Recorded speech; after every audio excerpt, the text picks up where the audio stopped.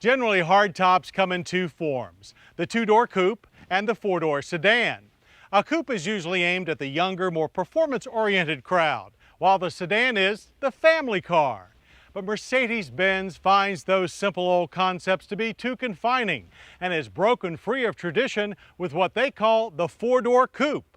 This is the new CLS-Class. But is the CLS really a fresh look at automotive design or just clever marketing?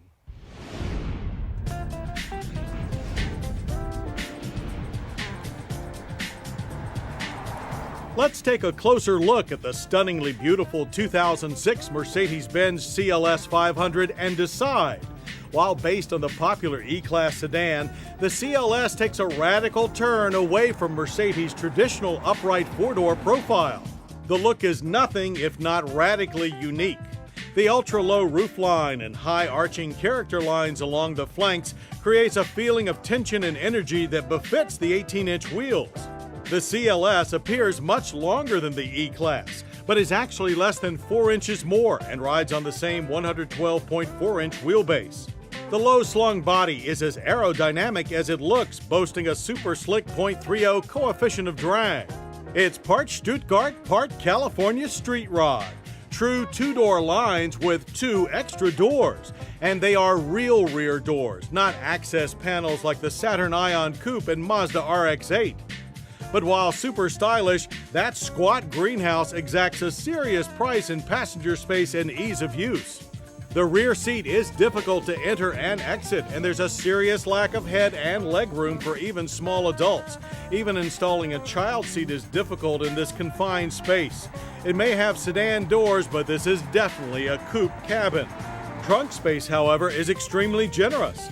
The CLS 500's 17.5 cubic feet even beats the full-size S-Class sedan. Front seat room is also generous. The sweeping lines of the dash and walnut trim panels complement the exterior, giving the whole design harmony and balance. The CLS also boasts exceptional safety thanks to dual-stage front airbags, plus side impact and head curtain airbags for both rows of seats. Now, the low roof does require tall folks to crouch a bit on entry, like a coupe, but you land in well-supportive, elegantly outfitted 10-way power seats. There's optional heat, ventilation, and massage, plus the dynamic multi-contour function that adjusts lumbar and side support to match speed and cornering. Climate controls are 4-zone automatic with separate controls for rear seat passengers, while audio options include a 12-speaker digital surround sound system. Under the hood, our CLS 500 uses the same 5-liter single overhead cam V8 as the E500 sedan. With 302 horsepower and 339 pound-feet of torque on tap, there's no lack of power for the rear wheels. And if that's not enough, the upcoming AMG-built CLS 55 will boast 469 horsepower and 516 pound-feet of torque from a larger 5.5-liter supercharged version of the single-cam V8. Transmissions are a new 7-speed adaptive automatic with steering wheel mounted shift switches for the CLS 500 and an AMG modified 5-speed auto for the CLS 55. Slip our CLS into drive and the 5-liter V8 punches it to 60 in a sport coupe-like 5.5 seconds. The quarter-mile rockets past in only 14 seconds at 102 miles per hour. Power is there from the moment you bump the pedal and continues in a smooth linear flow all across the rev band. The 7-speed automatic is crisp, transferring power to the rear wheels without a stutter or stumble. The same words might also describe the standard multi-link air suspension. In the firmest setting, turn-in is very quick, the car holding its line through the corners like it was superglued to the pavement. Even when pushed to the limit, the standard stability control keeps the car on the rails, while the heavy but very direct steering delivers tremendous feedback.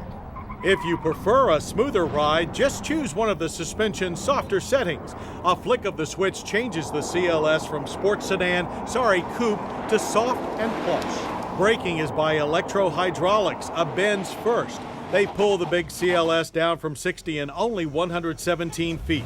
Stops are straight and stable, but there's no feel through the pedal, and our car suffered from a surprising level of vibration from the front wheels, unusual for any Benz. CLS pricing, however, is nothing unusual for a Mercedes-Benz. Base price for the CLS 500 is $65,620. The CLS 55 AMG will probably cost about $80,000. At least you will get 2 extra doors for your money. Whether or not you need them or can really use them is up to you. But even if you don't believe in the 4-door coupe concept, there's no denying that with the 2006 CLS 500, Mercedes-Benz has taken a familiar concept in an intriguing and emotional new direction. Well, I hope you'll join us next week for more Motorweek, when we'll test Ford's all-new Mustang convertible and Toyota's gas-saving Highlander hybrid. I'm John Davis. We'll see you then. To learn more about Motorweek, television's original automotive magazine, visit pbs.org. Motorweek has been brought to you by the Stanley Works, makers of professional-grade mechanics and automotive tools. Stanley, proud to support public television. Stanley, make something great. Information available at www.stanleytools.com. To order a video cassette of this program, call 1-800-873-6154.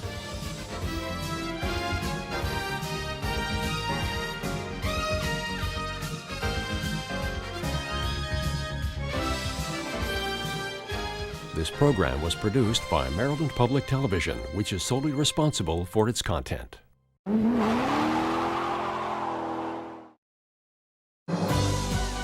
We are PBS.